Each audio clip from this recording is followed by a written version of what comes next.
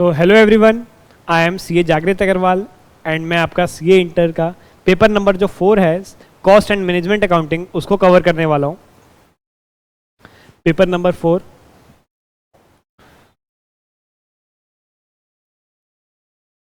Cost and management accounting.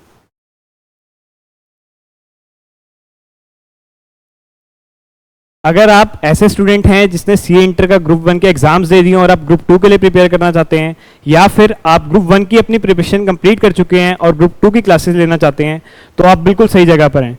CA inter में 2 exam सबसे tough माने जाते हैं। एक ऑडिट हो गया और एक सीएमए हो गया। अब उसमें मैं इन्हें टफ नहीं कहूँगा, मैं इन्हें चैलेंजिंग कहूँगा। अगर हमारी मेंटेलिटी ये रहेगी कि टफ है तो हमें वैसे ही उसे करने में दिक्कत आएगी। ये एग्ज़ाम बिल्कुल भी टफ नहीं है, और पर्टिकुलरली जो मेरा सब्जेक्ट है उसको मैं इस वे में आपको पढ़ाऊंगा कि आपको बिल्कुल भी वो टफ तो लगने ही नहीं वाला, और आप उसे एंजॉय करेंगे सब्जेक्ट को। और बात है ऑडिट की हमारे मोहित सर पढ़ा रहे हैं, बहुत अच्छा फीडबैक है उनका, आपको उनके डेमो लेक्चर्स भी देखने चाहिए। और सीएमए आपको मैं कवर कराऊंगा। और एफएमएसएम में कौन पढ़ा रहा है आपको बहुत ज़्यादा इंट्रोडक्शन की ज़रूरत नहीं है। हमारे सुमित पराशर सर वो लीड कर रहे हैं एफएमएसएम को, और बहुत अच्छे रिजल्ट्स रहे हैं हमेशा से उनके। एक एक अटेम्प्ट में 13 रैंक्स रही हैं उनकी, और बहुत अच्छा रिजल्ट रहा है उनका। उनको तो किसी इंट्रोडक्शन की ज़रूरत ही नहीं है। तो इस वे में हम अपना सीए इंटर के ग्रुप 2 का एक अल्टीमेट सॉल्यूशन आपके लिए लेके आ रहे हैं। जैसा कि आपको पता है कि पराशर की पाठशाला, हमारा फोकस हमेशा इस चीज़ पे रहा है कि हम कॉन्सेप्ट डिलीवर करें। कॉन्सेप्ट क्लैरिटी प्राइम फोकस रहा है, और इसी को लेके आगे लेके चलते हुए सीएमए को हम इसी वे में कवर करने वाले हैं। बात कर ली जाए हमारे बैचेस की, तो आप हमसे कैसे कनेक्ट कर सकते हैं।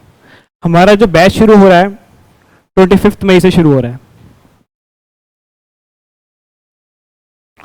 आप इसे live face to face Laxmi Nagar,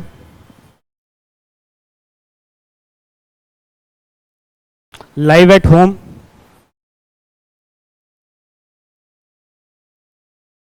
GDPD, हर मोड में आप इसे एक्सेस कर सकते हैं। जिस भी वे में आप कंफर्टेबल हो, आप उस वे में इसको एक्सेस कर सकते हैं।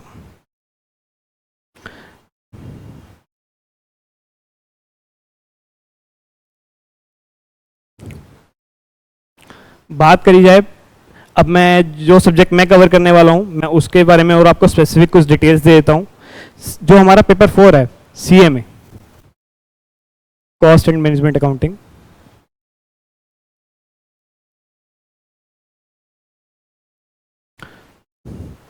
इस बैच की एप्लीकेबिलिटी क्या रहने वाली है। ये जो बैच आपका रहेगा वो मैं बता चुका हूं आपको, 25 में से शुरू होगा और हर मोड में अवेलेबल है। ये बैच आपका सितंबर 24 के लिए, जैन 25 के लिए, एज वेल एज मई 25 के लिए भी एप्लीकेबल रहेगा। तीनों ये अटेम्प्ट्स में एप्लीकेबल रहेगा। कॉस्टिंग में अमेंडमेंट्स होती है ना बराबर होती है, और अभी जो कोर्स पूरा नया हो चुका है, तो हम इस चीज़ को कंसीडर करते हुए हम इसकी कह सकते हैं कि मई 25 तक लगता नहीं कि बहुत ज़्यादा अमेंडमेंट्स आने वाली है, और कॉस्टिंग में वैसे भी अमेंडमेंट्स नहीं आती हैं। फिर भी अगर कोई अमेंडमेंट आती है आपको वो फ्री में यूट्यूब पर प्रोवाइड करी जाएंगी। उसके अलावा जो एक और बात है, एक और जो कंसर्न रहता है पेपर 4 के रिगार्डिंग, सीएमए के रिगार्डिंग, बच्चों का कि इसमें मार्क्स नहीं आते हैं। मैं आपको बता सकता हूं कि जब मैंने एग्जाम दिया था कॉस्टिंग या सीए इंटर का, जब एग्जाम मैंने दिया था, काफी टाइम हो गया उस चीज को, तब एमसीक्यूज भी नहीं थे 30 मार्क्स के, एंड उस टाइम पे भी मेरे इसमें 95 मार्क्स थे विदाउट एमसीक्यूज, जिसमें हमें 100 मार्क्स का जो पूरा पोर्शन था, डिस्क्रिप्टिव पोर्शन था, जिसमें थ्योरी भी थी, प्रैक्टिकल भी था, उस टाइम पे मार्क्स 95 थे। तो अब जब इस पेपर का स्ट्रक्चर 30-70 हो चुका है, तो अब इसी में किसी को भी कोई डाउट होना ही नहीं चाहिए ये पेपर कितना स्कोरिंग हो सकता है।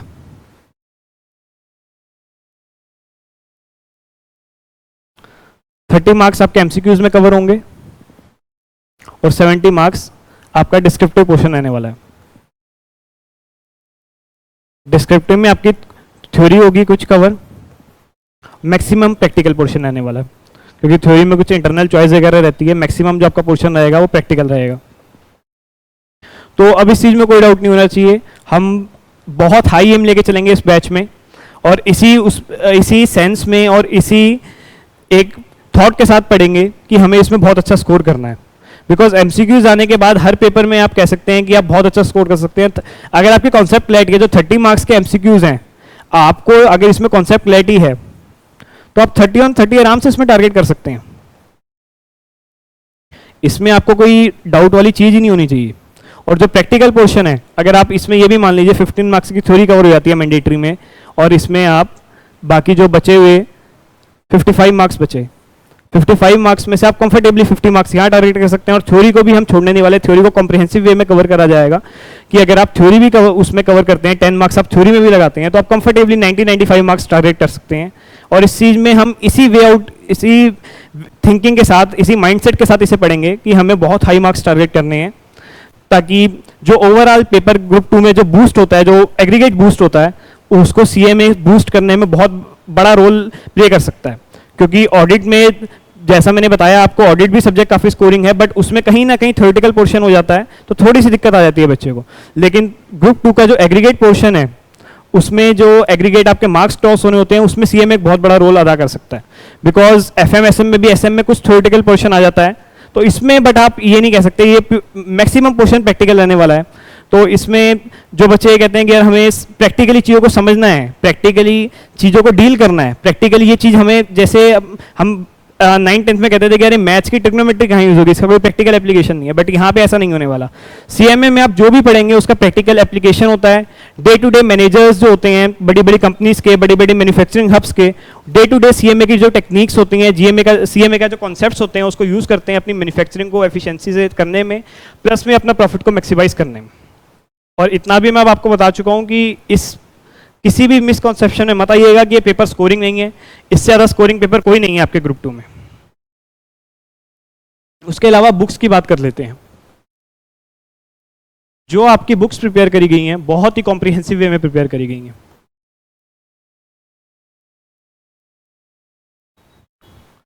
जो कवरेज हम क्लास में करेंगे, मैं आपको ये बोल सकता हूँ उससे बाहर नहीं आने वाला पेपर। मुश्किल से मुश्किल पेपर आ जाएगा, उन्हीं बुक्स में से पेपर आएगा, उन्हीं क्वेश्चंस में से पेपर आएगा। ज़्यादा से ज़्यादा इंस्टीट्यूट को जब मुश्किल पेपर बनाना होता है, वो क्या करते हैं, 3-4 क्वेश्चंस के मुश्किल पॉइंट्स जो ऑलरेडी कवर्ड है हमारी बुक में, उसको वो एक क्वेश्चन में फ्रेम कर देंगे और आपको लगेगा क्वेश्चन नया है। बट अगर हम कॉन्सेप्ट क्लैरिटी से पढ़ेंगे, आई कैन गारंटी दैट उसी जो आपको बुक्स दी जाएंगी उसी में से पेपर आने वाला है। 100 मार्क्स का पेपर उसी में से कवर होगा, एंड कुछ भी बाहर से नहीं आने वाला उससे। बहुत ही डिटेल्ड वे में, बहुत ही कॉम्प्रिहेंसिव वे में स्टडी करने के बाद इन बुक्स को तैयार करा गया है। इसके बाहर आपको कुछ भी रेफर करने की जरूरत नहीं है, theory as well as practical. अब इसमें एक बहुत बड़ा डाउट और आता है बच्चे का। जैसा कि मैंने बताया, 2 चैलेंजिंग पेपर्स होते हैं।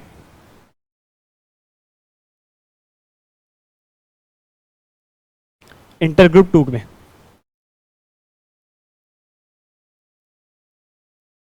Audit and CMA. ऑडिट को तो बच्चा ये मानता है कि हाँ यार बिल्कुल न्यू सब्जेक्ट है, ये हमने पहले नहीं पढ़ा हुआ।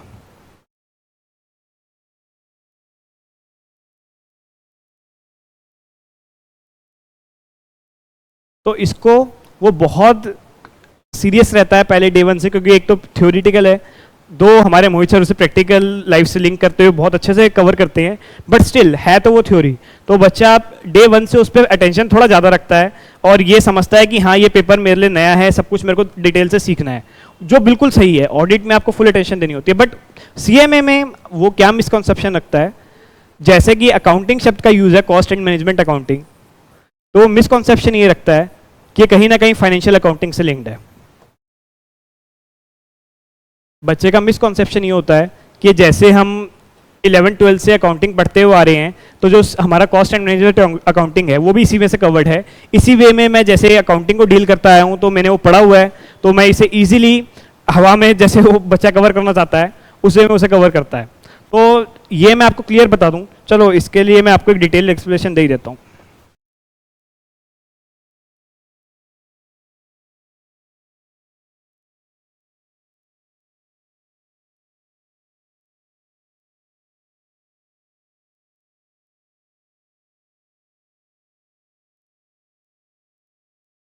कॉस्ट एंड मैनेजमेंट अकाउंटिंग, चलिए आपको पता लग गया है, इसको मैं दोबारा नहीं लिख रहा।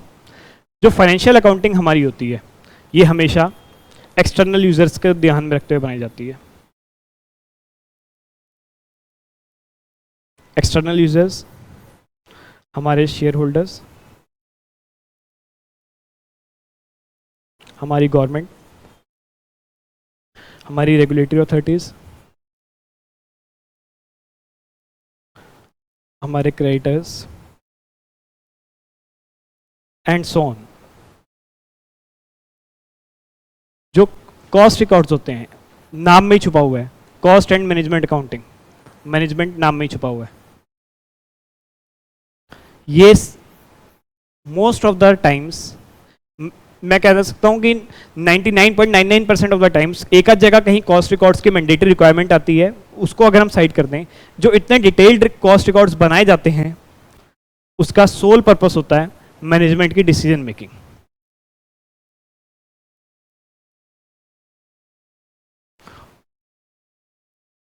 ये पूरी तरह से इंटरनली बनाए जाते हैं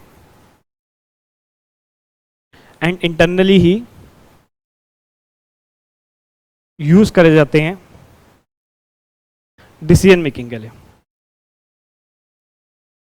अब वो डिसीजन मेकिंग किस वे में होती है ये भी मैं आपको डेमो लेक्चर में कवर करके दूंगा कि वो मैंने आपको बोल तो दिया कि मैनेजमेंट डिसीजन मेकिंग में इसको यूज करता है, बट किस चीज के डिसीजन, किस टाइप के डिसीजन वो होते हैं जिसमें कॉस्ट रिकॉर्ड्स यूज होते हैं, ये भी अभी हम कवर करेंगे।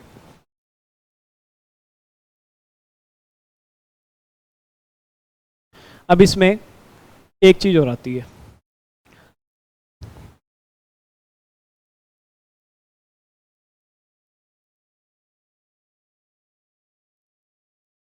कॉस्ट एंड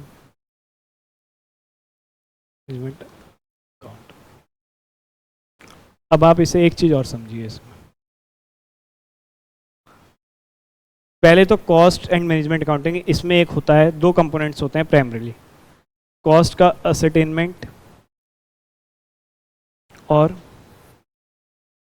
पहले कॉस्ट को असरटेन करेंगे उसके बाद मैनेज करेंगे कॉस्ट का मैनेजमेंट।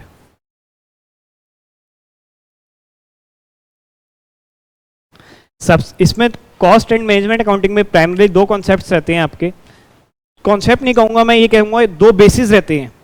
पहले कॉस्ट को असरटेन करते हैं, यानी कि कॉस्ट को कैलकुलेट करेंगे, कितनी कॉस्ट है, जिसमें आपके मटेरियल भी आएगा, लेबर भी आएगा और एक्सपेंसेस भी आएंगे।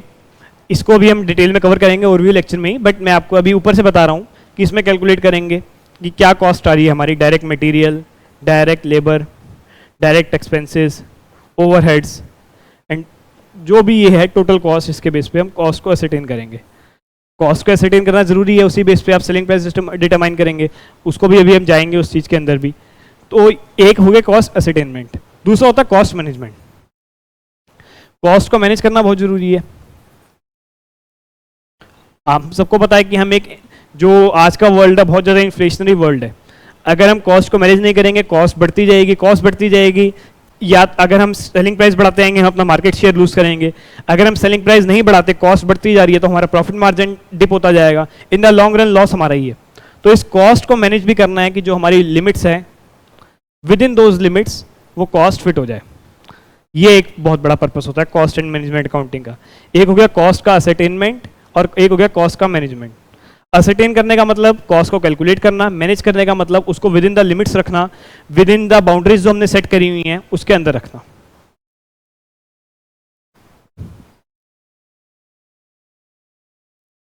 अब एक कॉन्सेप्ट मैं और कवर करना चाहूंगा जो आपको मैं बोल रहा था, importance and need of CMA.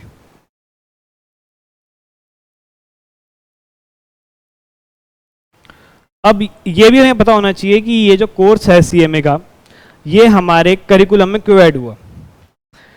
भाई क्या रिक्वायरमेंट थी, हम फाइनेंशियल अकाउंटिंग पहले पढ़ रहे थे, तो ऐसा क्या इसका यूज़ है, ऐसी क्या इसकी सिग्निफिकेंस है जिसकी वजह से पूरा 100 मार्क्स का एक पेपर ड्राफ्ट किया गया आपके सीए इंटर के सिलेबस में।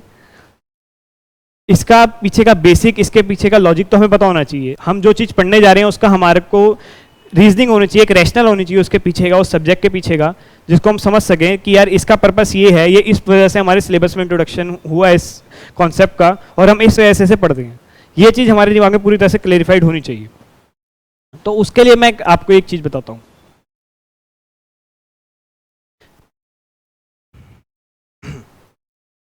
आपका सेल्स प्राइस क्या होता है? चलिए इसको इस वे में नहीं लेके चलते, हम इसे ये लेके चलते हैं। आपकी टोटल कॉस्ट आती है, हर बिजनेस को ये कैलकुलेट करनी पड़ती है, जिसमें से डायरेक्ट मटेरियल, या मैं अभी डायरेक्ट इनडायरेक्ट शब्द का यूज ही नहीं करता, अभी हम कवर करने वाले हैं इसे। इसमें मटेरियल, माल यानी कि रॉ मटेरियल, लेबर और एक्सपेंसेस वगैरह कवर होते हैं। मैं भी किसी भी कॉम्प्लेक्स वर्ड को यूज़ करने से बचूंगा, क्योंकि ये सारे मटेरियल के ऊपर चैप्टर है, लेबर के ऊपर चैप्टर है, जो एक्सपेंसेस में इनडायरेक्ट एक्सपेंस है ओवरहेड के नाम से, उसका एक अलग चैप्टर है। तो मैं इसको अभी उन वर्ड्स को यूज़ नहीं कर रहा, मैं आपको बिल्कुल सिंपल लेमैन लैंग्वेज में समझाने की कोशिश कर रहा हूँ। मटेरियल होता है, माल है, लेबर है, जो हमारी लेबर है जो उसको मटेरियल को, हमारे रॉ मटेरियल को फिनिश प्रोडक्ट में कन्वर्ट कर रही है। उसके अलावा एक्सपेंसेस हैं, फैक्ट्री का रेंट है, इलेक्ट्रिसिटी है, पावर है, फ्यूल है, जो भी एक्सपेंसेस आपके हैं सब कुछ ये है। तो इसके बेस पे हम अपना टोटल कॉस्ट एसरटेन करते हैं। उस टोटल कॉस्ट में हम एक प्रोपोर्शन मिलाते हैं हमारे प्रॉफिट का, उसके बेस पे हम अपना सेल्स प्राइस डिटरमाइन करते हैं।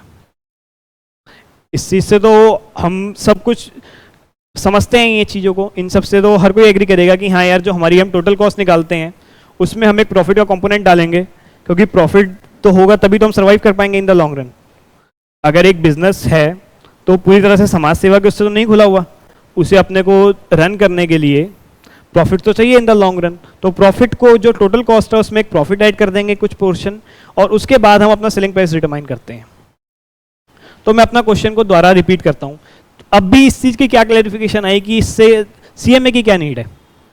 आई गेस आप लोग मैक्सिमम बच्चे समझ गए होंगे कि अब मैं किस चीज़ से लिंक करना चाहता हूँ कि सीएमए की हमें रिक्वायरमेंट क्यों है। सीएमए की रिक्वायरमेंट है हमें कॉस्टिंग को एसरटेन करने के लिए, कॉस्टिंग को एसरटेन प्लस मैनेज करने के लिए, यानी कि सीधे शब्दों में कहा जाए कितनी कॉस्ट है,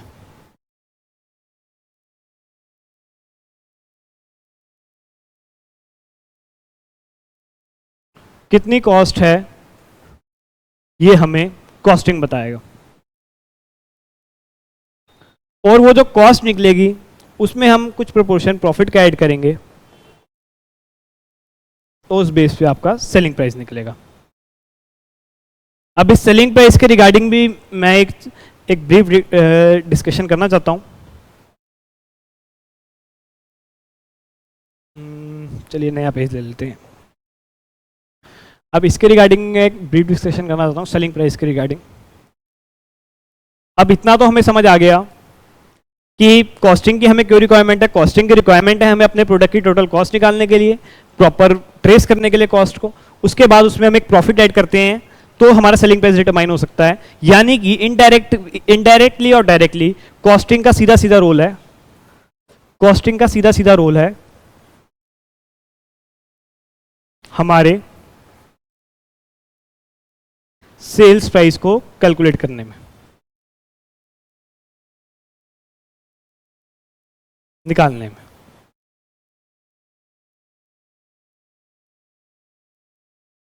ये चीज आप समझ गए होंगे। अब ये जो सेल्स प्राइस है इसका ऑप्टिमली डिटरमाइन होना ये कितना जरूरी है, ये जिन बच्चों को इकोनॉमिक्स का बेसिक पता है वो इस चीज को भली भांति समझ पा रहे होंगे। जो सेल्स प्राइस को डिटरमाइन होगा वो होता है, उसका डायरेक्ट लिंक होता है लॉ ऑफ डिमांड से।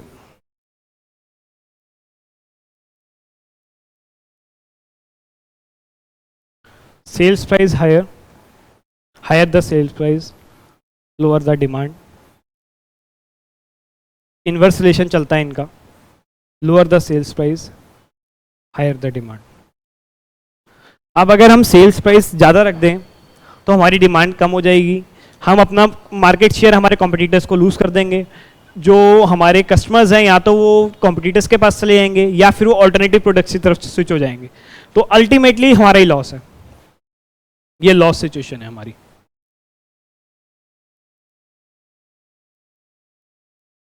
अब हम दूसरे वे आउट समझते हैं। अब ये मत समझिएगा इसको मैंने लॉस लिख दिया तो ये सिचुएशन प्रॉफिट वाली है। अब इसको भी समझते हैं। अगर सेल्स प्राइस अगर हम कम रख देते हैं, हमारी डिमांड जरूरत से ज़्यादा हो जाएगी। पहली बात तो हम उस डिमांड को फुलफिल कर नहीं पाएंगे इन द लॉन्ग रन। और अगर हम अपना प्रोडक्शन कैपेसिटी को एक्सपेंड करते हैं किस तरह, उसको फुलफिल भी कर देते हैं, बट वो सेल्स प्राइस इतना लो है कि वो इन द लॉन्ग रन हमारे जो प्रॉफिट्स हैं उसके लेवल को मेंटेन नहीं कर पा रहा। हमारे को देखिए, हमारे को बिजनेस को सर्वाइव करना in the long run, in the going concern हमने अगर उसे रखना है, अगर गोइंग कंसर्न रखना है बिजनेस को, गोइंग कंसर्न आप समझते होंगे, इन द लॉन्ग रन चलाना है बिजनेस को। अगर हम शॉर्ट में इसे सिंपल लैंग्वेज बोले, लॉन्ग रन में चलाना है बिजनेस को, तो हमें एक रीजनेबल अमाउंट ऑफ प्रॉफिट तो अर्न करना पड़ेगा। और रीजनेबल अमाउंट ऑफ प्रॉफिट किस वे में अर्न हो सकता है?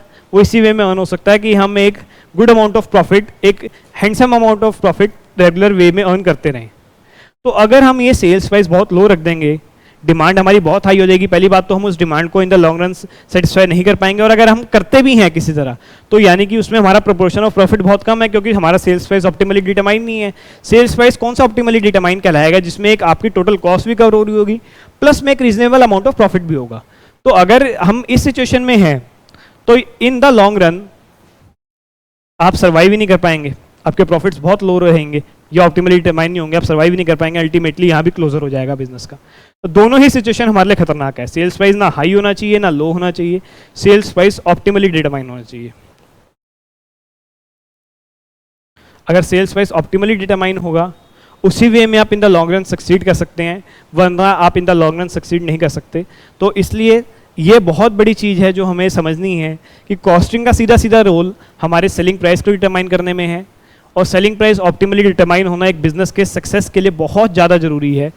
यानी कि जो कॉस्टिंग है हमारा बेसिक है, बिजनेस करने का बेसिक है। इसी बेस पे एक बिजनेसमैन डिसाइड करेगा कि क्या मेरे को सेलिंग प्राइस रखनी चाहिए, किस वे में वो डिसीजंस लेगा, वो डिसीजन मेकिंग पे भी आएगा आगे, किस वे में वो डिसीजंस लेगा कि यार मेरे को प्रोडक्शन बढ़ानी चाहिए, कम करनी चाहिए, ये मटेरियल लेना चाहिए, ये लेबर को स्विच करना चाहिए। जो भी डिसीजंस हैं वो अल्टीमेटली जो डिसीजन है आपके कॉस्टिंग के, अल्टीमेटली आपके सेलिंग प्राइस को इन्फ्लुएंस करते हैं, और उसी वे में आपका बिजनेस कितने लॉन्ग टाइम तक सर्वाइव कर पाएगा नहीं कर पाएगा, सारे डिसीजन से इंटरकनेक्टेड होते हैं। चलिए, आई गेस जो मैंने आपको ये बेसिक समझाया, अभी हम अपने किसी कोई चैप्टर नहीं समझ रहे, कुछ नहीं समझ रहे, बट जो सब्जेक्ट आपके लिए बिल्कुल नया है, मैं आपको पहले ये चीज़ बोल चुका हूँ, ये सब्जेक्ट नए हैं, इसको नए तरीके से समझिए, एक नई डायरेक्शन में सोचिए जो जिस तरफ मैं आपको लेके जा रहा हूँ। अगर उस वे में साथ चलेंगे तो ये सब्जेक्ट आपको कुछ भी नहीं लगने वाला। जो हमारा CMA का सिलेबस है अभी उसको हम कवर करते हैं, बट उससे पहले मैं आपको एक बात बता दूं, जो हमारा बैच रहने वाला है लगभग 70-80 आवर्स का बैच रहने वाला है। ये इससे ज़्यादा नहीं खींचेंगे हम इसे। 70-80 आवर्स में हमारा जो मैक्सिमम कॉन्सेप्ट्स होंगे, कॉन्सेप्ट्स तो 100% होंगे उसमें तो कोई डाउट नहीं है। कॉन्सेप्ट्स के अलावा जो हमारे क्वेश्चंस होंगे, मैं ये आपको कह सकता हूँ 95-96% क्वेश्चंस हम क्लास में कवर कर देंगे। हाँ, वो 3-4% क्वेश्चंस होते हैं जो रिपीटेटिव क्वेश्चंस हैं, या फिर वो क्वेश्चंस ऐसे हैं जो खास तौर पर अभी प्रैक्टिस के लिए डाले गए हैं। एक तरह के 2 क्वेश्चंस डाले गए हैं क्वेश्चन बैंक में, तो इसलिए डाले गए हैं कि एक क्लास में सॉल्व हो और एक बच्चा एक बार घर जाके देख ले। आप उस वे में चलेंगे, कोई दिक्कत नहीं आने वाली, आपको होमवर्क से फ्लड नहीं करा जाएगा यहाँ पे। यहाँ हमारी कोशिश ये रहेगी कि हम मैक्सिमम जो कंटेंट है वो क्लास में कवर करते चलें, प्लस में आपको घर पे जो क्या करना है, आपको घर पे मेजरली उन क्वेश्चंस को रिवाइज करना है, और साथ ही साथ जो अपने कॉन्सेप्ट्स हैं उन पे बेस बनाए रखना है। देखिए, जब मैं आपको एक चीज़ शेयर करना चाहूँगा, जब मैं अपनी स्टूडेंट लाइफ में था, मैंने एक फोकस रखा हुआ था। देखिए, कई बार क्या होता है कि हम क्वेश्चंस 1-2 दिन ऐसा निकल जाते हैं कि हम कहीं, देखिए मैं इस चीज़ को समझता हूँ, मैं भी उस लाइफ से निकला हूँ, स्टूडेंट लाइफ से। मान लीजिए आपके और भी क्लासेज हैं, आप कई बार नहीं कर पाए क्वेश्चंस का टाइम नहीं लगा, मान लीजिए ज़्यादा क्वेश्चंस तो मिलने नहीं वाले, 2-3 क्वेश्चंस होमवर्क मिले थे, आप नहीं भी कर पाए, बट आपको कॉन्सेप्ट क्लैरिटी के लिए इस चीज़ को जरूर अपने माइंड में रखना है, कंसिस्टेंट रहना है कॉन्सेप्ट्स के साथ। कॉन्सेप्ट्स आपको रेगुलर रिवाइज करने हैं, प्लस में आप ये टारगेट रखिए, मान लीजिए एक चैप्टर चल रहा है, से हमारा मटेरियल का जो चैप्टर है 3 से 4 क्लासेज लेता है या 5 क्लासेज लेता है, तो आपका ये टारगेट होना चाहिए, मैंने आज मान लीजिए आपका लेक्चर 1 लिया है मटेरियल का, आप घर जाके आधा घंटा उसके कॉन्सेप्ट जरूर पढ़ेंगे, कॉन्सेप्ट्स के साथ साथ उन क्वेश्चंस को जरूर देखेंगे जो क्लास में सॉल्व कराए गए हैं। इससे क्या होगा, आपका कॉन्सेप्ट पक्का होता जाएगा।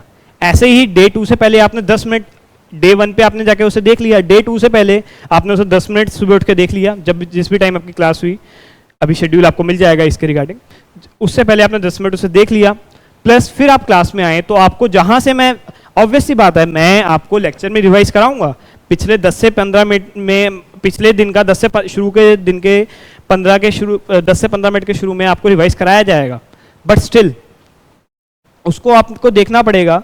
अगर आप घर से उसे देख के आएंगे तो आपको चीज़ें फ्रेश रहेंगी और आप उसे बहुत बेटर वे में ग्रैस्प कर पाएंगे क्लास में आते साथ, क्योंकि आप भी ये चीज़ समझते हैं, अगर मैं जो चीज़ मैं 2.5 घंटे के लेक्चर में आपको पूरा डिटेल में समझा रहा हूँ, मैं उसको दोबारा से 1 घंटा नहीं दे सकता 70-80 आवर्स की ड्यूरेशन में, अगर हमने कोर्स को ख़त्म करना है।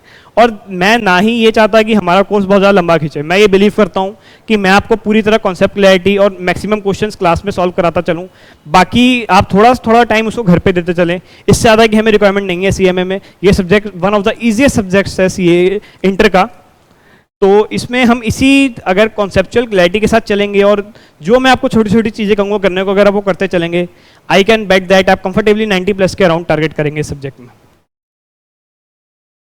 एक बात ये रही, ये आपको मैं बता दिया 70 to 80 आवर्स का वो बैच रहेगा, प्लस में ये भी बता दिया है इसको आप फेस टू फेस लक्ष्मी नगर,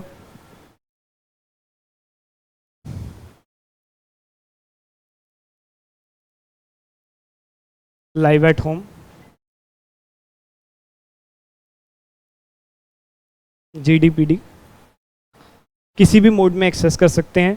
और सिर्फ CMA ही नहीं, CA इंटर ग्रुप 2 के सारे सब्जेक्ट्स, ऑडिट हमारे मोहित सर पढ़ा रहे हैं, एंड हमारे FMSM सबसे रिनाउंड फैकल्टी, मेरे को ये कहने में कोई संदेह नहीं है, सबसे रिनाउंड फैकल्टी FMSM की सुमित पराशर सर, जिनके रिजल्ट्स हमेशा टॉप क्लास रहे हैं, वो पढ़ा रहे हैं। CA इंटर ग्रुप 2 का ये कॉम्प्रिहेंसिव सॉल्यूशन आपको मिल रहा है, तो 25 मई से बैचेस स्टार्ट हो रहे हैं, तो आप इसमें ज़रूर एनरोल करिए। प्लस में एक चीज़ मैं और ऐड करना चाहूँगा इसमें, चलिए इधर जगह, स्टूडेंट लाइफ से मैं भी निकला हूँ, एज अ स्टूडेंट उसे क्या चाहिए होता है कि यार मेरे जो डाउट्स हैं वो सॉल्व कैसे होंगे, और ये प्रॉब्लम बहुत जेन्युइन प्रॉब्लम लगती है मुझे स्टूडेंट्स की। मैंने भी अपने टाइम में क्लासेस ली हैं। क्या होता है, जो टीचर होते हैं वो क्लासेस में क्वेश्चंस आपको सॉल्व करा देंगे, आपको कॉन्सेप्ट डिलीवर कर देंगे, बट क्या होता है आपको आफ्टर क्लास सपोर्ट नहीं मिल पाता प्रॉपर। स्टूडेंट क्या चाहता है कि जो भी मेरे आज के डाउट्स हैं वो सारे डाउट्स सॉर्ट आउट हों, और ऐसा नहीं है। देखिए, टीचर अपनी तरफ से बेस्ट देता है, हर टीचर अपनी तरफ से बेस्ट 100% डिलीवर करता है, बट हर बच्चे का जो अंडरस्टैंडिंग लेवल होता है वो डिफरेंट होता है। उसको कहीं ना कहीं कुछ ऐसे पॉइंट मिल सकते हैं, माइट भी किसी और स्टूडेंट के दिमाग में ना आए हों, और वो कहीं ना कहीं हिचकिचाता है कि मैं कैसे कांटेक्ट करूं। और ये रियलिटी है आज हमारी इंडस्ट्री की, टीचर्स उस चीज़ को अटेंड नहीं करते हैं।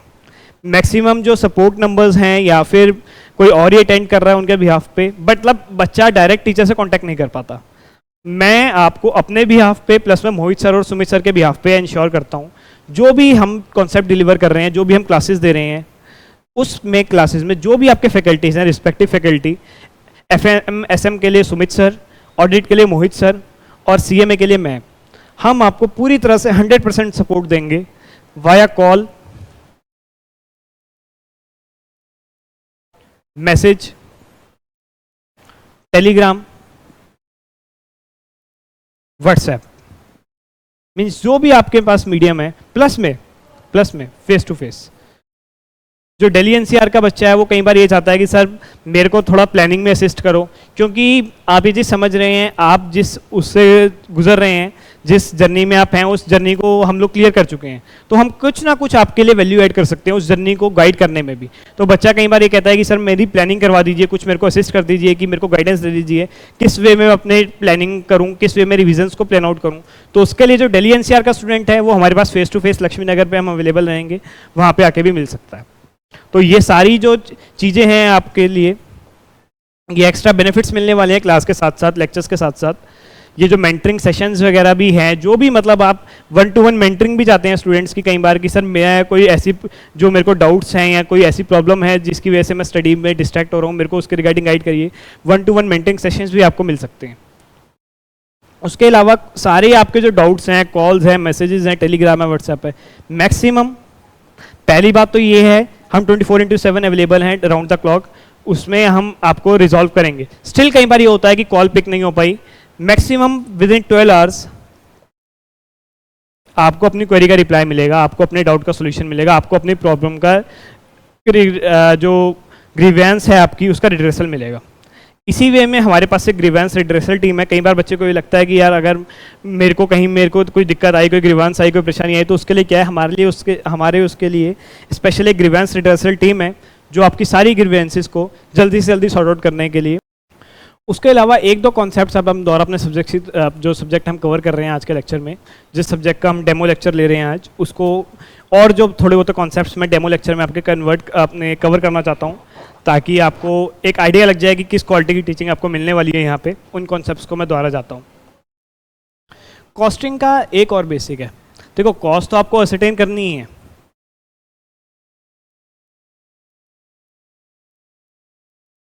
इसमें तो कोई डाउट है ही नहीं है।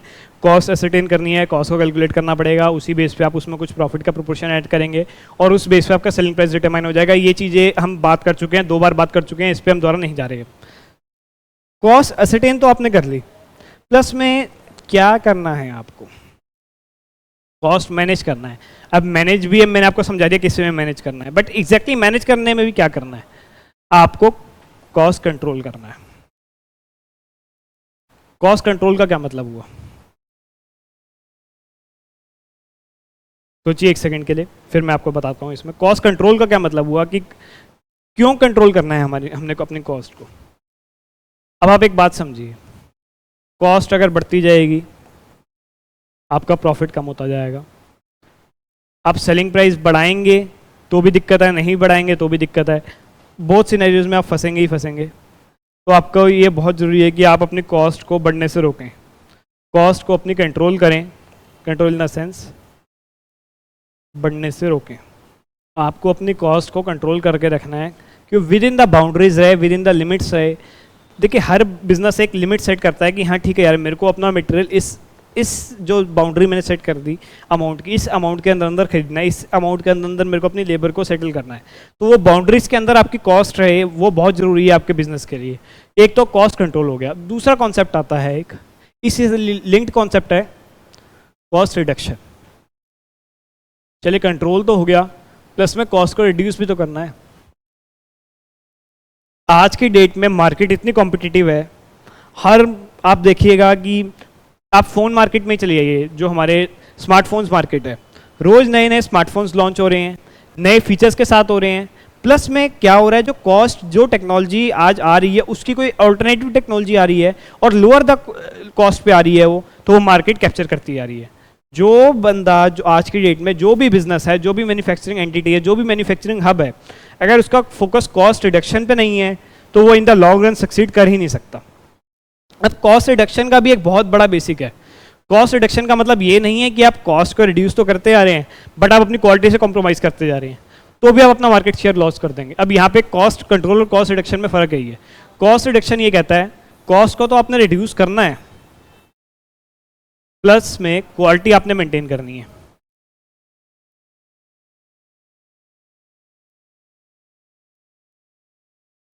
क्वालिटी मेंटेन आपकी करनी बहुत ज़रूरी है, क्योंकि अगर क्वालिटी मेंटेन नहीं हो पा रही, आप कॉस्ट को रिड्यूस करने के चक्कर में आप अगर अपनी क्वालिटी से कॉम्प्रोमाइज़ कर रहे हैं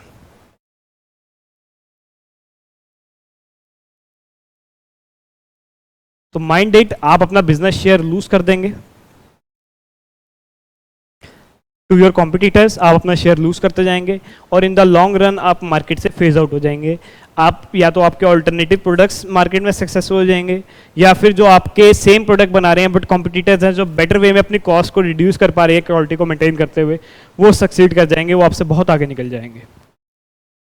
तो इस चीज़ के लिए हमारे पास कॉन्सेप्ट क्लैरिटी होनी चाहिए कि हमारा अल्टीमेट जो फोकस रहने वाला है कॉस्टिंग में, वो कॉस्ट रिडक्शन पे रहेगा कि हम कॉस्ट को रिड्यूस करें along with maintaining the quality.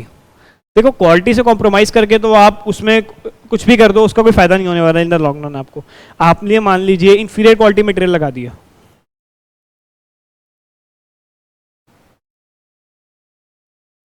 या फिर आपने लेस ट्रेन्ड वर्कर्स हायर कर लिए।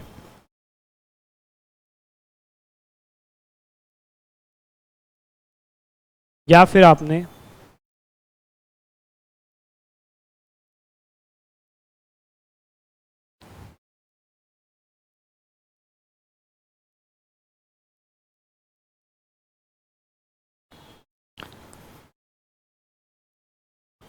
चीप प्रोडक्ट्स बनाने शुरू कर दिए। चीप यहाँ पे सस्ता नहीं, चीप मतलब चीप क्वालिटी वाले प्रोडक्ट्स बनाने शुरू कर दिए। ग्रेजुअली क्या होगा, इन्फीरियर मटेरियल हो, लेस ट्रेन्ड वर्कर्स हो, चीप प्रोडक्ट्स हो, अल्टीमेटली आपका क्या करेगा, आपकी जो ब्रांड इमेज है उसको खराब कर देगा।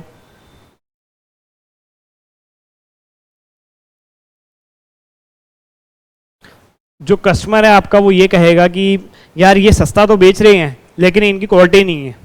और इन द लॉन्ग रन आज की डेट में मार्केट में कस्टमर्स के पास इतना ऑप्शन है, प्राइस तो उसे कम चाहिए ही चाहिए, प्लस साथ में उसे एक अच्छी क्वालिटी भी चाहिए, एक ये एश्योरेंस चाहिए कि हाँ यार जो प्रोडक्ट मैं ले रहा हूँ उस प्रोडक्ट में मेरे को क्वालिटी सर्व हो रही है, ये एश्योरेंस उसे चाहिए। वो एश्योरेंस आपको देनी पड़ेगी और वो एश्योरेंस आप तभी दे पाएंगे जब आप उन्हें एक क्वालिटी तो मेंटेन करते हुए कॉस्ट रिड्यूस करेंगे, तभी आप मार्केट में सस्टेन कर पाएंगे। अब इसका क्रक्स क्या है निकाला हमने, ये जो सारी इतनी बड़ी हमारी वो हुई डिस्कशन हुई कॉस्ट कंट्रोल कॉस्ट रिडक्शन पे, इसका एक क्रक्स जरूर मैं देना चाहूँगा आपको। मैं अपनी बात को इसको ओपन एंडेड नहीं छोड़ना चाहूँगा। इसका क्रक्स क्या निकाला हमने, हमें कॉस्ट को रिड्यूस करना है, कॉस्ट रिडक्शन करना है, प्लस में क्वालिटी को या तो मेंटेन करें, मेंटेन और या इम्प्रोवाइज करें और ज़्यादा इंप्रूव करें क्वालिटी को कॉस्ट को रिड्यूस करते हुए। ये आपका की सक्सेस फैक्टर रहने वाला है बिजनेस का, और यही कॉस्टिंग कराती है आपसे। अब आपको किसी को ये समझाने की अगर ज़रूरत पड़ जाए कि कॉस्टिंग की क्या रिक्वायरमेंट है आपके करिकुलम में, आप बहुत अच्छे से समझा सकते हैं। आपको मैंने बेसिक समझाया है कि किस वे में कॉस्टिंग आपकी मदद करता है, किस वे में कॉस्टिंग आपको असिस्ट करता है, और आपको कॉस्टिंग को क्यों पढ़ने की रिक्वायरमेंट है। इसी वे में हमारे जो लेक्चर्स रहेंगे पूरी तरह कॉन्सेप्चुअल ओरिएंटेड रहेंगे, हम कहीं भी फालतू टाइम वेस्ट नहीं करने वाले। मैं इस चीज़ समझता हूँ कि सीए, चाहे वो सीए इंटर का स्टूडेंट हो या सीए फाइनल का स्टूडेंट हो, उसका पूरा फोकस अपनी स्टडी पे है, और वो ये चाहता है कि जो भी वो 2-2.5-3 घंटे के एक सब्जेक्ट का लेक्चर ले रहा है उसमें उसको पूरी तरह से कॉन्सेप्ट डिलीवर हो, उसके क्वेश्चन सॉल्व हो, प्लस में उसका उससे रिजल्ट आए। मैं कोई हवाई बातें नहीं करने वाला आपके साथ इन क्लासेस में। मेरी जो स्टडी रहेगी पूरी तरह से जो रहेगा, जो कोर्स रहेगा इस वे में डिज़ाइन होगा, पूरी तरह से कॉन्सेप्चुअल क्लैरिटी मिलेगी, प्लस में साथ में आपको पूरी तरह से एग्जाम ओरिएंटेड क्वेश्चंस कराए जाएंगे। मैं कोई आपको सीएस, सीएमए या फिर ग्रेजुएशन के एक्स्ट्रा क्वेश्चंस नहीं कराने वाला। हाँ, मैं आपको अगर मेरे को वो क्वेश्चंस अच्छे लगेंगे मैं आपको एडिशनल प्रैक्टिस के लिए डाल दूंगा, बट माइंड यू क्वेश्चंस आपके जो एग्जाम में आने वाले हैं वो आपके स्टडी मेट से, आपके पास्ट आरटीपी, एमटीपी और प्रीवियस ईयर एग्जाम से ही आने वाले हैं, उससे बाहर से क्वेश्चन नहीं आएंगे। आईसीए के पास सफिशिएंट नंबर ऑफ क्वेश्चंस हैं और घूम फिर के वही क्वेश्चंस आते हैं। आपको जैसे मैंने बताया कि अगर नया क्वेश्चन आना भी है तो वो नया क्वेश्चन इस वे में आएगा कि जो आपके एग्जिस्टिंग क्वेश्चंस हैं उसके जो मुश्किल 3-4 क्वेश्चंस हैं उसके कुछ ना कुछ पॉइंट्स उठा लेगा इसके और उसको कंबाइन करके एक नया क्वेश्चन फ्रेम कर देगा, बट उसमें पॉइंट्स वही रहने वाले हैं उसमें भी। तो क्वेश्चन नए नहीं आते हैं। ये कहीं ना कहीं हमारी प्रिपरेशन में कमी होती है कि हम कहते हैं कि क्वेश्चन नए आए हैं, बाहर से आए हैं, आउट ऑफ सिलेबस पेपर आया है, ऐसा कभी नहीं होता है। पेपर कहीं ना कहीं आपका फोकस स्टडी मैट पे ही होता है। आपको एक अंदर की बात और बताता हूँ, जो आपका एग्जामिनर होता है, जो पेपर सेट करता है, उसको क्या रिसोर्सेज प्रोवाइड करे जाते हैं? उसको study mat, RTP, MTP, major ये 3 रिसोर्सेज होते हैं उसके पास, जिसके बेस पर उसे कहा जाता है कि आप पेपर ड्राफ्ट करिए। उसमें पास्ट ईयर एग्जाम से अपने कवर होते हैं कि पास्ट ईयर का भी ऑब्वियसली इन्हीं रिसोर्सेज के बेस पे आया होगा। तो ये स्टडी मटेरियल, आरटीपीज, एमटीपीज, इसी के बेस पे आपका पेपर ड्राफ्ट होता है। और मैं आपको ये चीज़ बड़ी क्लियर करना चाहता हूँ, मैं कोई आपको आलतू फालतू क्वेश्चन नहीं कराने वाला। मैं आपको कॉन्सेप्चुअल क्लैरिटी में हम ऐसा रखेंगे कि आप कहीं का भी क्वेश्चन ले आइए, आप उसको सीएस का ले आइए, सीएमए का क्वेश्चन ले आइए, ग्रेजुएशन का ले, जहाँ मर्जी क्वेश्चन ले आइए, आप उसे सॉल्व कर लेंगे। बट हम क्लास में पूरी तरह से जो आईसीआई के क्वेश्चंस हैं वो बहुत सफिशिएंट क्वेश्चंस हैं, हम उन्हीं में फोकस करते हुए चलेंगे। स्टडी मैट प्लस में आरटीपीज, एमटीपीज, हम उसी को कवर करते हुए चलेंगे और हम कॉम्प्रिहेंसिव वे में with in the time bound limit हम इस बैच को कंप्लीट करेंगे और सक्सेसफुली एक बहुत अच्छा रिजल्ट हमारे इस पेपर के अंदर लाने वाले हैं। अब थोड़ा सा मैं चाहूँगा कि आपको सब्जेक्ट से इंट्रोड्यूस तो कर दिया है मैंने, इसके पीछे का बैकग्राउंड समझा दिया, इसके पीछे की हिस्ट्री समझा दी है। अब मैं ये ज़रूर चाहूँगा कि आपको मैं कहीं ना कहीं इस सब्जेक्ट का जो सिलेबस है उसको रन थ्रू करूँ। मैं पहले आपको बताया था मैं बहुत डिटेल में नहीं जाना चाहता, ये लेक्चर 1 है, मैं नहीं चाहता कि आपको चीज़ें ओवर कंज्यूम करनी पड़े, आपको ये लगे कि यार बहुत हैवी हो रहा है। एक डेमो लेक्चर की तरह हम इसे रखेंगे। सब्जेक्ट से आपको इंट्रोड्यूस मैं करा चुका हूँ, अब मैं आपको इसके सब्जेक्ट के जो सिलेबस है उससे इंट्रोड्यूस कराना चाहता हूँ, उसका वॉक थ्रू देना चाहता हूँ। पहले तो इसमें अब मैं सिलेबस के इंट्रोडक्शन से पहले थोड़ा सा मुझे और कवर करनी पड़ेगी एक चीज़, types of cost based on. अब इसमें बेस्ड ऑन मैं आपको एक चीज़ और बता रहा हूँ, मेरे जो कोर्स मैं आपको कराने वाला हूँ आप उसे स्टडी मैट से कंपेयर जरूर करिएगा कि मैंने सब कुछ कवर कराया या नहीं कराया। इसको ये आपका हक बनता है, मैं एज अ स्टूडेंट मैं भी कवर करता था, उस चीज़ को रीचेक करता था। बट मैं आपको इतना जरूर कह रहा हूँ, एक बार ट्रस्ट जरूर करिएगा कि अगर मैं अभी किसी चीज़ को छुड़वा रहा हूँ, मुझे पता है कि अभी उस चीज़ को छुड़वाने के पीछे क्या रैशनल है, क्या लॉजिक है। मैं आपको 100% सारी चीज़ें कवर करके दूंगा लेक्चर में। अब जैसे टाइप्स ऑफ कॉस्ट हैं, इसके कई सारे बेसिक्स हैं, मुझे पता है कि यार अभी जो मैंने आपको सिलेबस का इंट्रोडक्शन देना है उसमें मुझे अभी सब कुछ इंट्रोड्यूस करने की जरूरत ही नहीं है आपको, तो मैं आपको उसी वे में लेके जाऊंगा। उसमें से हम कुछ भी चीज़ नहीं छोड़ने वाले, मैं आपको इस चीज़ को बड़ा क्लियर कर रहा हूँ। कुछ स्टूडेंट्स होते हैं उन्हें ये लगता है कि यार वो अगर मान लीजिए मैंने आज इंट्रोडक्शन दी है, वो जाके इंट्रोडक्शन चैप्टर खोल देंगे और उसमें मान लीजिए टाइप्स ऑफ कॉस्ट में 4 बेसिस पे कॉस्ट है, वो देखेंगे सर ने एक कवर करा दी, बाकी 3 बेसिस पे जो कॉस्ट का टाइप्स है उसे कवर नहीं किया गया है। ऐसा बिल्कुल भी नहीं होने वाला, सब कुछ कवर होने वाला लेक्चर्स में। बट द पॉइंट इज बहुत रैशनल वे में आपके कोर्स को डिज़ाइन किया गया है कि आपको जिस चीज़ की अभी रिक्वायरमेंट है, जिस चीज़ को आप अभी इजीली कंज्यूम कर सकते हैं, आपको सिर्फ अभी वही दी जाए, बाकी जो चीज़ें हम धीरे धीरे करके कवर करेंगे ना, दिक्कत क्या है उसमें। आइए अब हम टाइप्स ऑफ कॉस्ट में कवर करते हैं। सबसे पहले बेस्ड ऑन नेचर या एलिमेंट।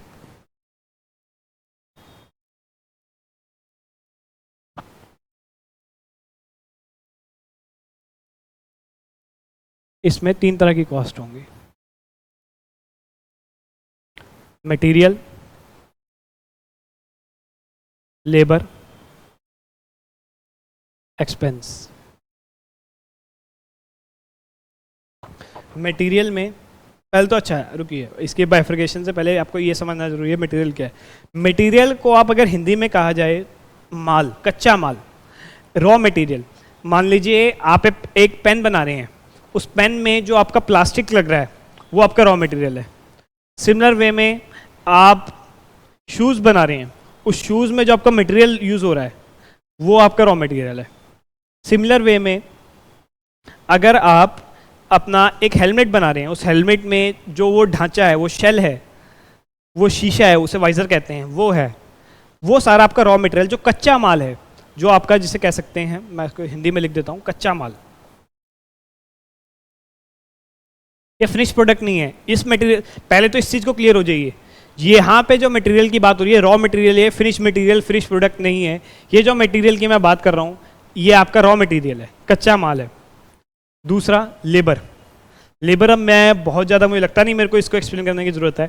एक, अगर आप पेन बना रहे हैं, सिर्फ प्लास्टिक अपने आप पेन में कन्वर्ट नहीं हो जाएगा, उसमें आपको ह्यूमन फोर्स की रिक्वायरमेंट होगी, आपको लेबर चाहिए होगी, उस लेबर की मेहनत लगेगी, उस लेबर आवर्स लगेंगे, उस लेबर का जो भी आउटपुट है वो जो फिनिश प्रोडक्ट को कन्वर्ट करेंगे, कन्वर्ट करके लाएंगे रॉ मटेरियल से, उसमें लेबर का बहुत बड़ा रोल है।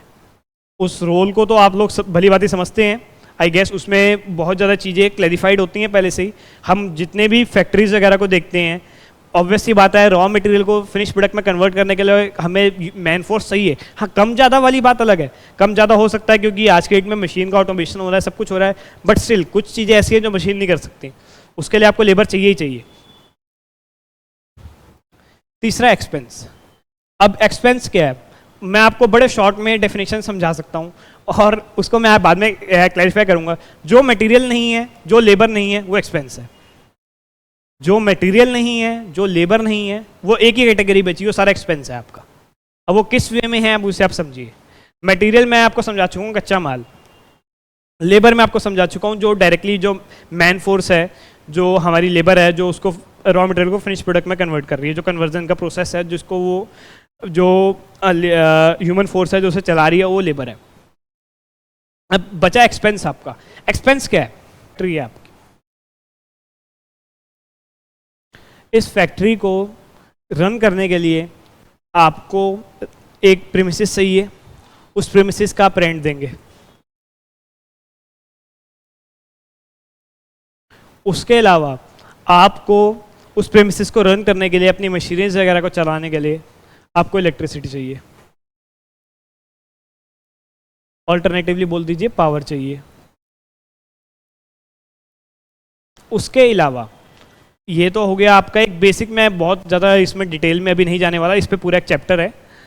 इसके अलावा इलेक्ट्रिसिटी हो गई, पावर हो गया, रेंट हो गया आपका, उसके अलावा जितने भी और एक्सपेंसेस हैं जो मटेरियल और लेबर में कन्वर्ट नहीं हो रहे, आपका जो भी ऑफिस एंड एडमिनिस्ट्रेशन स्टाफ जो हो गया, कई बार जो आपके डायरेक्टली लेबर में इन्वॉल्व नहीं है, या फिर जो भी आपके और अल्टरनेटिव एक्सपेंसेस हैं जो आपके या ना ही मटेरियल है ना ही लेबर है, वो आपके सारे इसमें जाएंगे।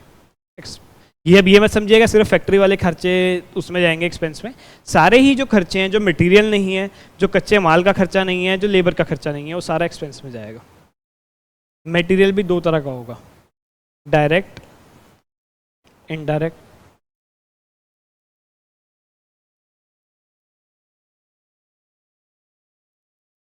Direct, indirect. लेबर भी दो तरह की होगी, डायरेक्ट, इनडायरेक्ट। एक्सपेंस भी दो तरह के होंगे, डायरेक्ट, इनडायरेक्ट। अब ये डायरेक्ट इनडायरेक्ट क्या है, इसको भी समझना जरूरी है। डायरेक्ट वो कॉस्ट है जो पूरी तरह से ट्रेसेबल है, वो प्रोडक्ट वाइज ट्रेसेबल है। मान लीजिए आप एक अपना पेन बना रहे हैं, हम सबसे सिंपल एग्जाम मुझे पेन का ही लगता है, एग्जांपल जो मुझे है पेन का ही लगता है। उसमें एक पेन में कितना प्लास्टिक लग रहा है वो डायरेक्टली आपके लिए ट्रेसेबल है, आप उसे डायरेक्टली ट्रेस कर सकते हैं, तो आपकी डायरेक्ट कॉस्ट हो गई। और इसको ऑल्टरनेटिव वे में लेके चलते हैं। आप एक मशीनरी चला रहे हैं, एक पेन को बनाने में आप मशीनरी चला रहे हैं, उस मशीनरी में कुछ प्रोडक्ट्स डलते हैं, मान लीजिए बॉल बेरिंग डल रही है, और भी कई तरह के मशीनरी के स्पेयर पार्ट्स वगैरह यूज़ हो रहे हैं मटेरियल की तरह। उसमें क्या हो रहा है, उसको आप डायरेक्टली एक एक आइटम पे अलॉट नहीं कर पा रहे हैं। समझ रहे हैं आप मेरी बात को? एक तो वो हो गया, आपको पता है कि यार एक पेन में मान लीजिए इतना प्लास्टिक लगने वाला है, वो तो आप डायरेक्टली ट्रेस कर पा रहे हैं। बट एक मटेरियल वो लग रहा है जिसको आप डायरेक्टली ट्रेस नहीं कर पा रहे कि एक पर्टिकुलर पेन में कितना लग रहा है। वो जो डायरेक्टली ट्रेसेबल कॉस्ट होगी वो तो डायरेक्ट मटेरियल हो जाएगी, जो डायरेक्टली ट्रेस नहीं हो पाएगी वो इनडायरेक्ट मटेरियल हो जाएगी। सिमिलर वे में डायरेक्ट लेबर इनडायरेक्ट लेबर हो जाता है। डायरेक्ट लेबर वो हो गया, मान लीजिए आपने एक पेन की आपने लेबर फिक्स करी हुई है कि यार आपको 10 रुपीज़ पर यूनिट मिलेगी, वो आपकी डायरेक्ट लेबर हो गई। वो आपको फिक्स, आप एक पर यूनिट बेस पे आप उसे डायरेक्टली एट्रीब्यूट कर पा रहे हैं। और बतेरी कॉस्ट लेबर की ऐसी होती है जिसको आप पर यूनिट एट्रीब्यूट ही नहीं कर सकते। मान लीजिए आपकी लेबर की कोई ऐसी कॉस्ट है, वो आप उसे सारे काम के आप उसे दे रहे हैं, उसमें एक काम ये भी है कि आपको मैन्युफैक्चरिंग में आपका पार्ट कर रहा है, और उसमें आप उसे पर यूनिट के बेस पे ट्रेस नहीं कर पा रहे। जो डायरेक्टली ट्रेसेबल है आपका, वो आपकी डायरेक्ट लेबर हो गई, जो डायरेक्टली ट्रेसेबल नहीं है वो इनडायरेक्ट लेबर हो गई। आपको मैं डायरेक्ट इनडायरेक्ट का मोटा माटी आपको ये फर्क बता दिया, अब इसको डिटेल में हम आगे जाएंगे। इसका आपको मोटा माटी मैंने बता दिया है कि डायरेक्ट इनडायरेक्ट में फ़र्क ये है, जो डायरेक्ट होता है वो आपका डायरेक्टली ट्रेसेबल है, और इनडायरेक्ट है, एक्सपेंस में भी सेम ही है, इनडायरेक्ट है जो डायरेक्टली आपके लिए ट्रेसेबल नहीं है। अब इससे ज़्यादा आपको मेरे को लगता नहीं है इस वे में डेमो लेक्चर में आपको रिक्वायरमेंट है इसमें जाने की। इतना आपके लिए सफिशिएंट है कि material direct indirect, labour direct indirect, और सिमिलर वे में आपका एक्सपेंस डायरेक्ट इनडायरेक्ट। अब मुझे आपको क्यों बताना पड़ा लेक्चर 1 में, इसकी एक रीज़न है। जो आपका डायरेक्ट मटेरियल है, जो आपका डायरेक्ट मटेरियल है, ये आपका चैप्टर 2 है। चैप्टर 1 इंट्रोडक्शन है, मेजर थ्योरी चैप्टर है, हम इसे कवर करते जाएंगे साथ साथ में, बट हम स्टार्ट चैप्टर 2 से करेंगे मेजरली। कुछ कॉन्सेप्ट्स मैं इसके भी कवर कराऊंगा आपके अगले डेमो लेक्चर में, ताकि आपको बेसिक समझ आए जब हम वो चैप्टर पढ़े।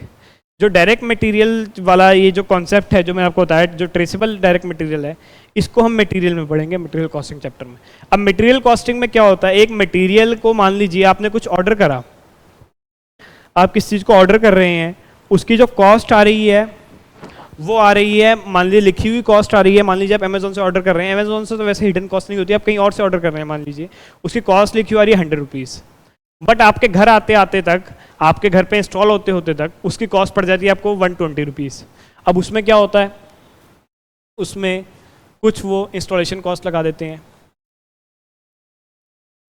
कुछ डिलीवरी कॉस्ट लगाते हैं डायरेक्ट, उसके अलावा कई कॉस्ट होती हैं, प्लस में कुछ आपको डिस्काउंट्स मिलते हैं, मान लीजिए ट्रेड डिस्काउंट मिला,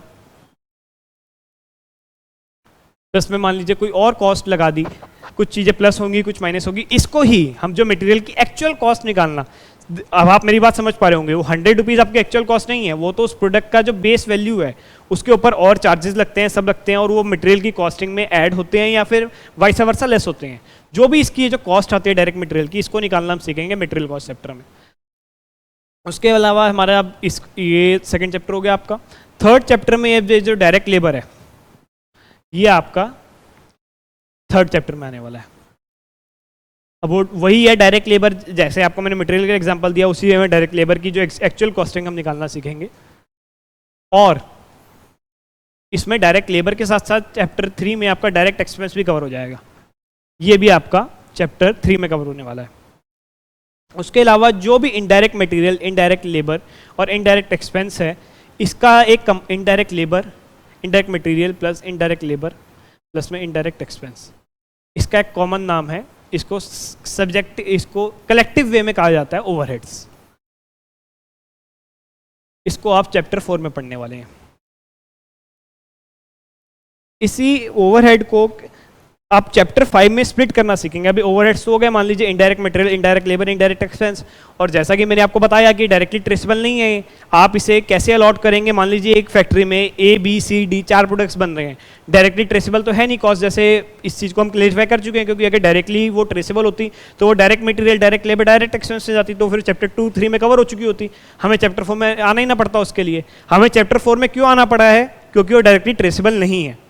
अगर अब हम उसे चैप्टर 4 में ले आए हैं, तो ये जो भी कॉस्ट है हमें, यार अल्टीमेटली तो आपको मैंने बताया कि आपको टोटल कॉस्ट तो निकालनी है ना एक प्रोडक्ट की, चाहे वो ट्रेसेबल है या नहीं है, आपको ट्रेस तो करनी पड़ेगी किसी ना किसी वे में, किसी ना किसी वे में तो उसे अलॉट करना पड़ेगा, तभी तो आप टोटल कॉस्ट निकालेंगे और उसमें प्रॉफिट ऐड करके अपना सेलिंग प्राइस डिटरमाइन करेंगे। यही तो मैंने सबसे पहले कॉन्सेप्ट आपको यही बताया कि इसके बेसिस पे, तो इसी के बेसिस पे तो आप अपना सेलिंग प्राइस डिटरमाइन करेंगे। तो उसके लिए चैप्टर 4 में हमने मान लीजिए ओवरहेड्स को करना सीख लिया। अब इसको, इन ओवरहेड्स को कैसे एलोकेट करना है, क्या टेक्निक्स हैं इसको एलोकेट करने की, इसको हम सीखेंगे चैप्टर 5 एक्टिविटी बेस्ड कॉस्टिंग। और ये बहुत प्यारा चैप्टर है, प्रैक्टिकल लाइफ से लिंक चैप्टर है, बहुत अच्छा चैप्टर है ये, इसको आप बहुत इंजॉय करने वाले हैं। और इसका आप, चलिए मैं आपको एक एग्जांपल देता हूँ। मान लीजिए ओवरहेड्स हैं इंजीनियरिंग वर्क, वो इंजीनियरिंग वर्क किसी एक पर्टिकुलर प्रोडक्ट के लिए ट्रेसेबल नहीं है, हमने कुछ इंजीनियर्स बिठाए हुए हैं, हमारी फैक्ट्री में वहाँ product A, B, C, D 4 products बन रहे हैं, वो एक पर्टिकुलर प्रोडक्ट के लिए ट्रेसेबल नहीं है, तो उसको हम किस वे में एलोकेट करेंगे, प्रोडक्ट A, B, C और D के वे, उसको हम एलोकेट करेंगे इसी बेसिस पे कि मान लीजिए नंबर ऑफ इंजीनियरिंग आवर्स कितने हैं, नंबर ऑफ इंजीनियरिंग आवर्स हैं 100 इन द पीरियड जो भी आप कवर कर रहे हैं, उसमें A पे लगे 20 आवर्स, B पे लगे 30 आवर्स, C पे लगे और D पे 30-20। अब इसे आप मानिए 2:3:3:2 में आप इसे बांट देंगे। ये मैंने आपको बहुत इजी एग्जांपल दिया, ऐसे ही कई बेसिस होते हैं, ऐसे ही कई बेसिस होते हैं जिसके बेसिस पे आप अपने इन ओवरहेड्स को एलोकेट करेंगे, और वो सब हम एक्टिविटी बेस्ड कॉस्टिंग में पढ़ने वाले हैं। अब आपको मैं एक चीज़ और बताना चाहता हूँ यहाँ पे, अभी मैं सिलेबस को कंटिन्यू करूँगा, बट अब मेरे दिमाग में एक चीज़ आई है तो मैं वो बताना आपको मैं ज़रूरी समझता हूँ। जो आपके 3 चैप्टर्स हैं 2, 3, 4, mind it, material, labour, overhead, ये आपके कॉस्टिंग का बेसिक है, ये आपके कॉस्टिंग की जड़ है। अगर जड़ मजबूत होगी पेड़ अपने आप अच्छा उगने वाला है। अगर आप मटेरियल, लेबर, ओवरहेड, इन जो 3 चैप्टर्स हैं आप इसमें 100% फोकस अपना दे दीजिए, मैं आपको इस चीज़ की गारंटी कर रहा हूँ, आपको आगे सक्सेसफुल होने से कोई नहीं रोक सकता इस सब्जेक्ट में। बट हाँ, अगर आपने यहीं पे लापरवाही छोड़ दी, देखिए ये मटेरियल, लेबर, ओवरहेड, ये आपके लिए मैं पहले ही बता चुका हूँ पूरी तरह से नया सब्जेक्ट है, आपको फोकस करना पड़ेगा। आपको कहीं ना कहीं ये भी हो सकता है कि यार लगे यार कि क्या चीज़ है, एक अलग ही चीज़, एक अलग ही दुनिया में लेके जा रहे हैं सर हमें, बट आपको उसमें फोकस करना पड़ेगा। अगर आप इस 3 चैप्टर्स में अच्छे से इसको कवर अप कर लेते हैं, इन 3 चैप्टर्स को अगर आप झेल लेते हैं, तो ये पूरा सिलेबस आपको बहुत आसानी से होने वाला है। अब मेरे को ऐसा लगता है कि मैं अभी फ़िलहाल बहुत हैवी कर चुका हूँ, मैं आपको यहाँ तक सिलेबस भी इंट्रोड्यूस कर चुका हूँ एक्टिविटी बेस्ड कॉस्टिंग तक का। इसके आगे का क्या सिलेबस इंट्रोडक्शन है, ये मुझे ऐसा लगता है हमें नेक्स्ट डेमो लेक्चर में कवर करना चाहिए। बिकॉज मैं ये नहीं चाह रहा, क्योंकि इसमें भी काफ़ी चीज़ें हैं अभी बची हैं जिसको मैं अभी कवर करना चाहता हूँ आपके इंट्रोडक्शन के साथ में ही। और ये लेक्चर मुझे लगता है सफिशिएंट हो चुका है डेमो के हिसाब से। तो मुझे लगता है इस लेक्चर को हमें ये एंड करना चाहिए। एक्टिविटी बेस्ड कॉस्टिंग तक मैं आपको कोर्स समझा चुका हूँ, आपको काफ़ी इंट्रोडक्शन दे चुका हूँ, और इसके बेसिस पे जो आगे का इंट्रोडक्शन है कोर्स का वो मैं आपको नेक्स्ट लेक्चर में देता हूँ। अभी फ़िलहाल के लिए हम इस लेक्चर के लिए अलविदा लेते हैं। Thank you, thanks a lot. जो भी आपके डाउट्स हैं, जो भी आपकी क्वेरीज हैं, आप इस लेक्चर के कमेंट सेक्शन में डाल सकते हैं। मैं ज़रूर ही जल्दी से जल्दी आपको रिप्लाई करूँगा। और जैसा कि मैंने बताया, हमारे बैचेस ओपन हो रहे हैं 25 मई से, face to face, live at home, GDPD, हर वे में। तो आप उन्हें ज़रूर ज्वाइन करिए कॉन्सेप्चुअल क्लैरिटी प्लस में एग्जाम ओरिएंटेड टीचिंग के लिए। Thank you.